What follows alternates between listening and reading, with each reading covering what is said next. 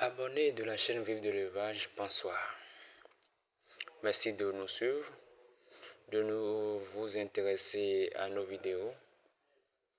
Et pour ceux qui nous captent pour la première fois, vous êtes sur la chaîne Vive de l'élevage, la chaîne qui fait la promotion de la bonne viande.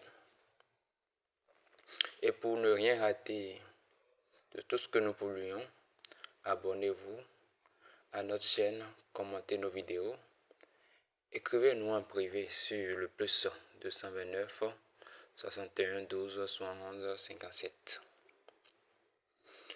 Nous avons publié un temps une vidéo sur comment reconnaître la chaleur chez une truie.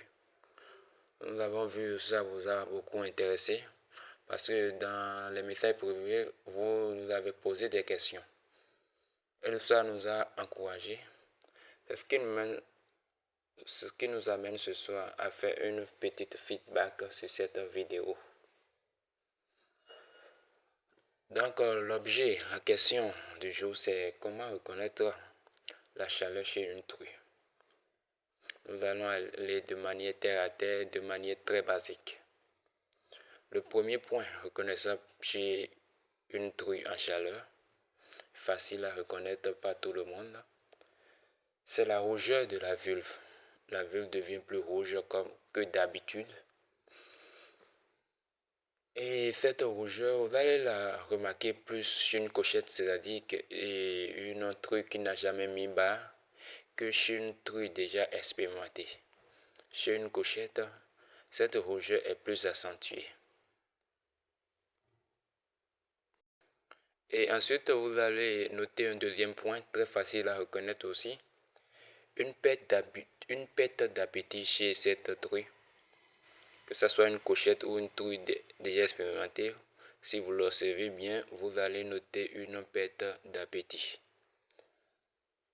Elle devient de plus en plus nerveuse, elle grogne, elle fait tout pour s'accrocher à la porte de sa cage. En plus de ça, il y a un signe qui ne trompe pas, si vous l'observez très bien.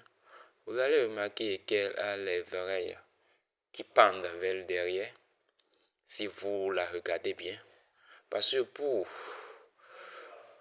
noter l'évolution ou le changement de morphologie chez vos animaux, vous devez prendre l'habitude de les observer. Si vous les observez bien, vous allez voir que les oreilles pendent vers l'arrière. En plus de ça, nous allons aussi parler d'un autre signe qui, oui, le gonflement de la vulve devient plus gonflée. Tout ça, c'est en observant au sujet que vous pouvez constater ça.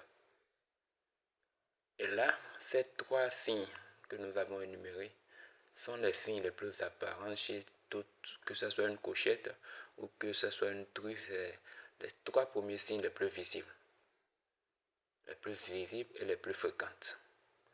Et comme ça, nous allons parler dans une vidéo à deux de comment stimuler maintenant la chaleur chez les truies. Comment stimuler cette chaleur. Dans la 3, nous allons encore développer tout un autre sujet. Donc c'est pour ça que nous vous demandons de vous abonner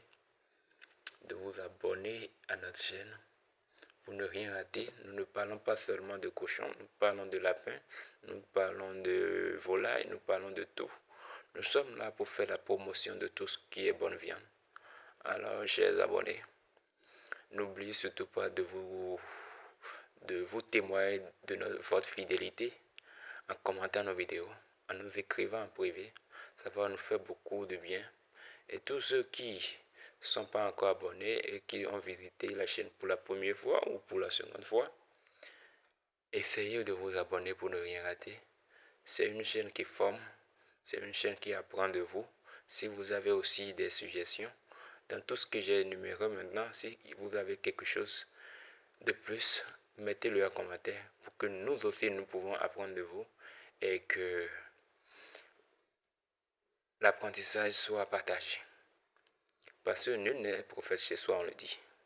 Alors, chers abonnés, merci de vous suivre.